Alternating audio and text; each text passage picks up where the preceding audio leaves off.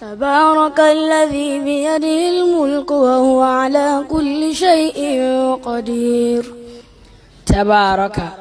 تبارك الذي نزل الفرقان على عبده ليكون للعالمين نذيرا.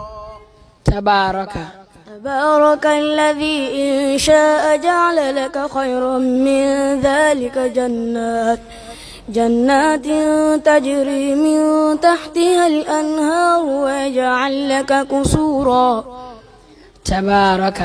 تبارك الذي جعل في السماء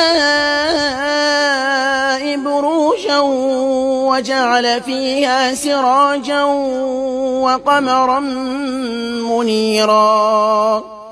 تبارك اسم ربك ذي الجلال والإكرام. وتبارك الذي له ملك السماوات والأرض وما بينهما وعنده علم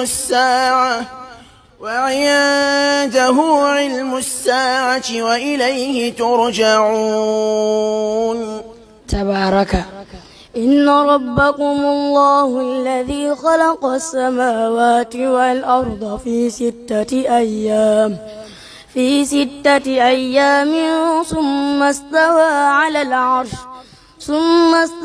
على العرش يغشي الليل النهار يطلبه حسيسا والشمس والقمر والنجوم مسخرات بأمره ألا له الخلق والأمر تبارك الله رب العالمين.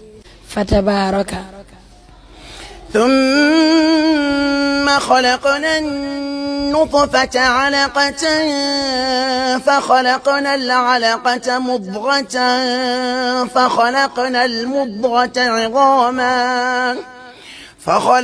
المضغة عظاما فكسونا العظام لحما ثم أنشأناه خلقا آخر فتبارك الله أحسن الخالقين.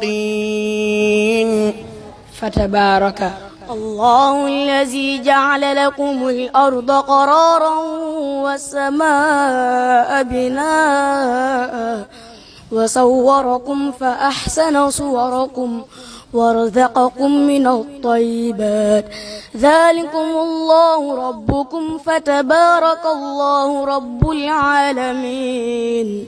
صدق الله العظيم. تكبير.